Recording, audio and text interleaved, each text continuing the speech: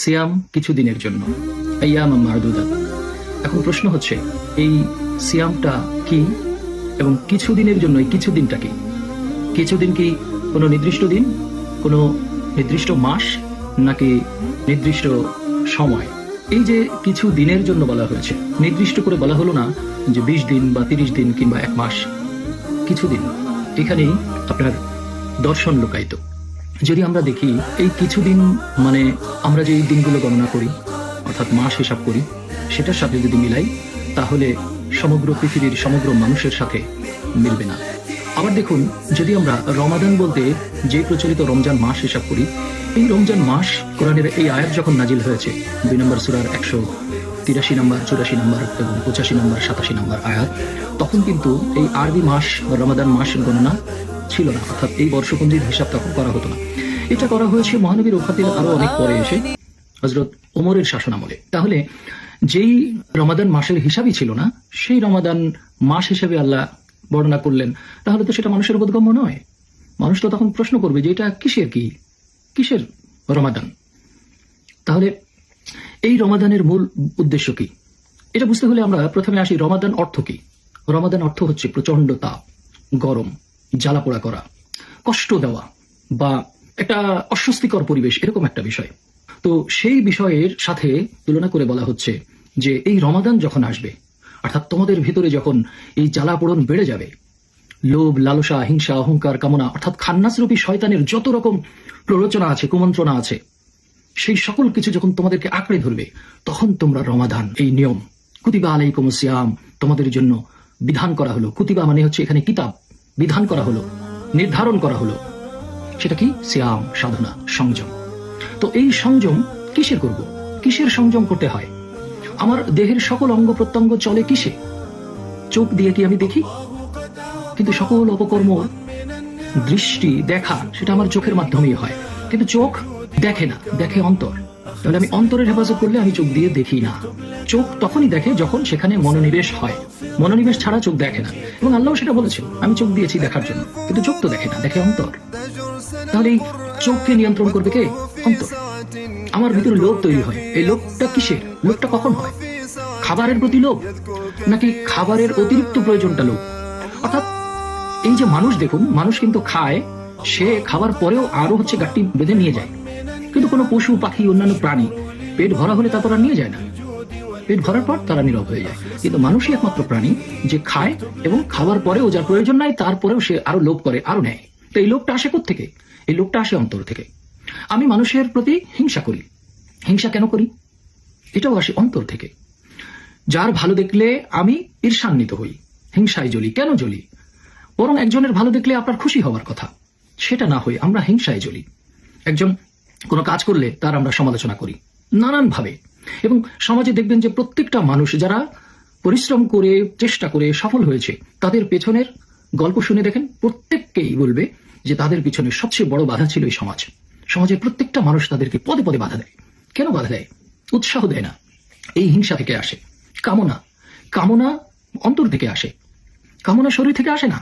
শরীর একটা মাধ্যম মাত্র। এই শরীরের সমস্ত অঙ্গ প্রত্যঙ্গ পরিচালনা করে অন্তর। তাহলে আপনি সাধনা করবেন, সংযম করবেন কিসের? অন্তরের। তো সেই অন্তর কি খায়? অন্তর কি ভাত, মাছ, মাংস এগুলো খায়? খায় না।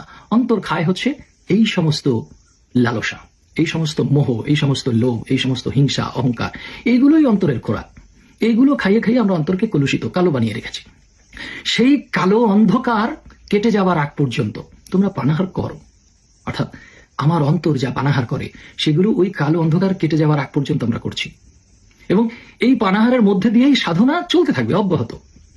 যেই সাধনার মাধ্যমে আমি আমার এই কালো অন্ধকারগুলোকে কাটিয়ে উঠব। উঠলেই আমার সেহরি, ইফতার। অর্থাৎ আমরা এই ইফতার মানে হচ্ছে কি? ভেঙে ফেলা, চূর্ণ বিচূর্ণ করা, বিচ্ছিন্ন করে দেওয়া, আলাদা করে দেওয়া, সকল কিছু থেকে নিজেকে ফিরিয়ে রাখা। সেই সকল কিছুটা কি? সেটাই হচ্ছে এই অন্তরের যে খাবারগুলো আমরা দিয়ে তাকে ঢেকে রাখি, তাকে আচ্ছাদন করে রাখি, সেটা বিতাড়িত করা। আর সে কারণেই বলা হয়েছে যে যত তাড়াতাড়ি ইফতার করতে পারবে। এই তাড়াতাড়ি মানে সূর্য ডোবার সাথে সম্পর্কিত নয়। এই তাড়াতাড়ি হচ্ছে আপনার জীবনের, আপনার অন্তরের, আপনার চেতনার মধ্যে যে লোভ লালসাগুলো আছে, সেইগুলো যত তাড়াতাড়ি আপনি দূর করতে পারবেন, তত তাড়াতাড়ি আপনি ইফতার করতে পারবেন। ইফতার মানেই হচ্ছে আপনি ভেঙে ফেললেন। এবার আসেন, এই যে নির্দিষ্ট কিছুদিন যেটা নিয়ে শুরু করেছিলাম, এই নির্দিষ্ট দিনটাও হচ্ছে আপনার জীবনের, আপনার চেতনা জাগ্রত হবার আগ পর্যন্ত যে সময়, সেই সময়টাই হচ্ছে কিছুদিন। সেটা 1 মাস হতে পারে, 1 বছর হতে পারে, 10 বছর হতে পারে, 50 বছর হতে পারে। যতক্ষণ না পর্যন্ত আপনার এই চেতনার জাগরণ হচ্ছে, আপনি সত্যের সন্ধান না পাচ্ছেন, আপনি নিজেকে পরিশুদ্ধ করতে না পারছেন, ততদিন পর্যন্তই আপনার এই নির্দিষ্ট কিছুদিন। আপনি উত্তীর্ণ হয়ে যান, অর্থাৎ নফসে মুতমাইন্নার অধিকারী হয়ে যান, জান্নাতে প্রবেশ করেন। এই নফসে মুতমাইন্নার অধিকারী হওয়ার আগ পর্যন্ত সময়টাই হচ্ছে আপনার জন্য কিছুদিন। যদি এটা না হয়, যদি আমরা ধরে নিই এই রমজান মানে 30 দিন, 30 দিনের একটা মাস, এবং সূর্য উঠা নামার সাথে, অর্থাৎ সূর্য তো ওঠে নামে না, সূর্য ঘোরে, পৃথিবী ঘোরে, আমরা বলি সূর্যোদয় সূর্যাস্ত। তো এইটার সাথে যদি সম্পর্ক হয়, আপনি আমি বাংলাদেশ বা মধ্যপ্রাচ্যের দেশগুলোর হিসাব করছি 24 ঘন্টায় একদিন। তো এখন এই 24 ঘন্টার একদিন তো পৃথিবীর সব দেশের জন্য সমান নয়। আবার যারা মনে করেন মহাকাশে ভ্রমণ করে, তাদের তো দিন রাতই নাই। আবার ধরুন কেউ যদি এক দেশ থেকে আরেক দেশে ভ্রমণ করে, সেই দেশ থেকে আরেক দেশে দেখা যাচ্ছে রাতে সে ভ্রমণ শুরু করলো, পৌঁছালো যে আবার আগের দিন বিকালে, অর্থাৎ দিন তার আরো পিছিয়ে গেছে। যেমন ধরুন আমার নিউজিল্যান্ডে এখানে 7 ঘন্টার ব্যবধান বাংলাদেশের সাথে। তো আমি যদি এখান থেকে ইফতার করি মাগরিবের সময় এবং প্লেনে উঠি, তো আমি সিঙ্গাপুরে যেয়ে বা মালয়েশিয়ায় যেয়ে দেখবো তখনও ইফতারের সময় হয় নাই। ব্যাপারটা কি দাঁড়ালো? এরকম অনেক দেশ আছে যে এই যে কিছুদিন আগে আমরা দেখেছি 31st নাইট উদযাপন করেছে রাত্রেবেলা, অর্থাৎ রাত 12টার পরে তারা নতুন বছরকে স্বাগতম জানিয়ে প্লেনে উঠেছে, অন্য দেশে পৌঁছে দেখে যে সেখানে রাত 8টা বাজে, রাত 12টা তখনও হয়নি। তাহলে এই যে আপনি রোজার সময় এক দেশ থেকে রোজা শুরু করলেন, আর এক দেশে যেয়ে দেখলেন যে সে দেশে রোজা এখনো শুরুই হয় নাই, কিংবা এক দেশে ইফতার করলেন আর এক দেশে যেয়ে দেখেন যে ইফতারের সময় হয় নাই, তখন আপনি হিসাবটা কিভাবে করবেন?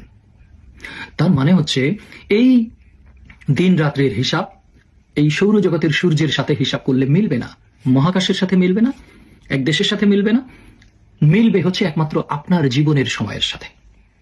অর্থাৎ আপনার সেহরির সময় আর আমার সেহরির সময় কখনোই এক হবে না। আমার চেতনা আর আপনার চেতনা এক না। সকল মানুষের চেতনা সামগ্রিকভাবে এক করা সম্ভব নয়। প্রত্যেকের জীবন আলাদা, প্রত্যেকের চিন্তা আলাদা, প্রত্যেকের চেতনা আলাদা, প্রত্যেকের আলো অন্ধকারের জগৎ আলাদা। তাহলে যার যার ইফতার তার তার জীবনের সময়, যার যার সেহরি তার তার জীবনের সময়, তখনই কেবল এটা মেলা সম্ভব। তা না হলে কোরআন সামগ্রিক সার্বজনীন থাকে না, কোরআন প্রশ্নবিদ্ধ হয়ে যায়। কিন্তু আল্লাহ তো কোরআন সৌদি আরবের জন্য দেন নাই, বাংলাদেশের জন্য দেন নাই। আল্লাহ কোরআন দিয়েছেন সমগ্র মানব জাতির জন্য। তাহলে সমগ্র মানব জাতি যেখানে যেখানে আছে সেখানেই এই থিওরি কার্যকর হতে হবে। যদি তা না হয় তাহলে তো আল্লাহর এই থিওরি সার্বজনীন নয়। তো সেই কারণে আপনি যখন এই রমাদানের হিসাব করবেন, আপনি যখন এই সাহরির হিসাব করবেন, আপনি যখন এই ইফতারের হিসাব করবেন, তখন হিসাব করতে হবে আপনার জীবনের চারিত্রিক বৈশিষ্ট্য, আপনার চেতনা, আপনার কর্ম এর মধ্য দিয়ে। কারণ প্রত্যেককেই তার নফসের হিসাব দিতে হবে যে তুমি নফসের সাথে কি করেছো, নফসের সাথে জুলুম করেছো না নফস পরিশুদ্ধ করার কাজ করেছো। পরিশুদ্ধ নফসই কেবল পরিত্রাণ পাবে, জান্নাতে যাবে, চিন্তামুক্ত থাকবে। দেহ নয়, আপনার হাত, আপনার পা, আপনার চোখ, আপনার কান, আপনার মুখ, আপনার মাথা, কোনো কিচ্ছু থাকবে না, থাকবে শুধু নফস। যে নফস মৃত্যুর স্বাদ গ্রহণ করে আর এক জগতে চলে যায়, কিন্তু সে কিন্তু মরে না, মরে যায় কেবল দেহ। তো আমরা এই যে সাধনাকর নামে সারাদিন না খেয়ে থাকি, আর ওই না খেয়ে থেকে সারাদিন ধরে খাবারের আয়োজন করি, রাতে ভরপেট খাবো। কে কত ভালো, কে কত দামি জিনিস দিয়ে ইফতার করবে, এই নিয়ে প্রতিযোগিতা চলছে। তো এইটা থেকে আমাদের ফিরে আসতে হলে আমাদের মূল দর্শনে আসতে হবে। আবার দেখুন, যদি আপনি না খেয়ে থাকাকেই সাধনা বলেন, সংযম বলেন, তাহলে সেই হিসাবটাও সব মানুষের সাথে মিলবে না। কেননা সব মানুষ আপনার মতো সারাদিন খাই খাই করে না, খেতে পারেও না। অনেক মানুষ আছে যে এই রোজা নামক না খেয়ে থাকার অনুষ্ঠান না করেই সে না খেয়ে থাকে, অর্থাৎ তার খাবারের সামর্থ্য নাই, সে সারা বছরই অনাহারে থাকে, শরীর শুকনা চিরচিরা, যথেষ্ট পুষ্টি নাই, প্রোটিন নাই, ভিটামিন নাই, অভাবে তার শরীরে নানা রকম রোগবালাই আছে, এবং খাবারের অভাবে সে ঠিকমতো পরিশ্রম করতে পারে না, ঘুমাতেও পারে না। তো তার বেলায় আপনার এই না খেয়ে থাকার রোজার হিসাব কিভাবে করবেন?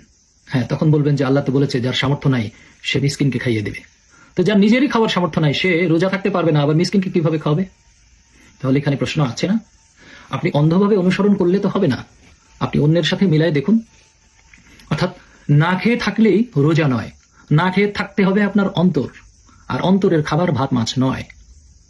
আবার দেখুন, এই যে না খেয়ে থাকার চর্চা করে আমরা বলছি যে না খেয়ে থাকলে শরীরে অটোফেজি চালু হয়, শরীরের অনেক উপকার হয়, হ্যাঁ, রোগবালাই, তারপর অতিরিক্ত মেদ, অতিরিক্ত যে সমস্ত কোষ তৈরি হয়েছে সেগুলো ধ্বংস হয়ে যায়, সবই ঠিক আছে। সেটা শুধুমাত্র যারা ভরপেট খায় তাদের সাথে মেলে, যারা খায় না তাদের সাথে তো মিলবে না। আবার যদি শরীরের উপকারের কথা চিন্তা করেন, যার সিক্স প্যাক আছে তার পেছনে মানুষ ঘোরে না, বরং যার 6টা গাড়ি আছে তার পেছনে মানুষ ঘোরে। তো এই শরীরও দিন শেষে কোনো কাজে লাগে না। শরীর শুধুমাত্র আপনার বেঁচে থাকার জন্য, আপনার সুস্থ থাকার জন্য যতটুকু। আপনি আপনার অন্তর পরিশুদ্ধ করলেন না, শরীরকে সুস্থ রাখার জন্য ব্যতিব্যস্ত হয়ে পড়লেন, সেটাও দিন শেষে খুব একটা কার্যকর নয়। হ্যাঁ, এসবের মধ্যে উপকার তো আছে বটেই, কিন্তু সেই উপকার একমাত্র মুখ্য উদ্দেশ্য নয়।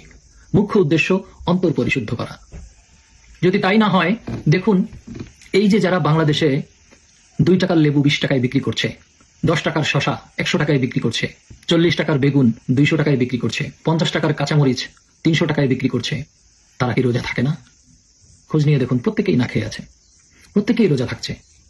আল্লাহর ভয়তে তারা পানিও খায় না, কিন্তু যখন তারা এই দাম বাড়ায়, সম্পদ মজুদ করে রাখে, ভেজাল মিশায়, রং মিশায়, তখন কি আল্লাহ দেখে না? তাহলে ফাঁকিটা আমি কিসের সাথে দিচ্ছি? সেই অন্তরের সাথেই তো। তাহলে অন্তর পরিশুদ্ধ করতে হলে এই খেয়ে না খেয়ে থাকাটা মুখ্য বিষয় নয়।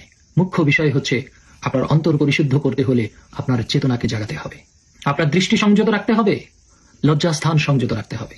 আর লজ্জাস্থানও আপনার লিঙ্গ নয়, অন্তর। কারণ অন্তর ব্যাধি থাকলেই কেবল আপনার অঙ্গ সজাগ হয়। অন্তর যদি তালামারা থাকে, অন্তর যদি নিয়ন্ত্রণে থাকে, তাহলে সবকিছুই নিয়ন্ত্রণে থাকে। তাই সংযম হচ্ছে একদিন এক মাসের জন্য নয়, সারা জীবনের জন্য, অন্তর পরিশুদ্ধ করার জন্য। শরীর নয়, দেহ নয়, অন্তর পরিশুদ্ধ নফসে মুতমাইন্নার অধিকারী ব্যক্তি কেবল শান্তিতে থাকবে, বিনা হিসাবে জান্নাতে যেতে পারবে। আর সেই অন্তর পরিশুদ্ধকরণ এটা মরার পরে নয়, জীবিত থাকা অবস্থায়, আপনার এই দেহের সাথে নফস থাকা অবস্থায় আপনার অন্তরকে পরিশুদ্ধ করতে হবে। সেই পরিশুদ্ধ অন্তর তৈরি করার জন্যই আমাদের এই চোখের খাবার, কানের খাবার, মুখের খাবার, নাকের খাবার, শ্বাস প্রশ্বাসের খাবার, মস্তিষ্কের খাবার, সেইগুলো থেকে বিরত থাকতে হবে। সেই বিরত থাকাই হচ্ছে পানাহার থেকে বিরত থাকা।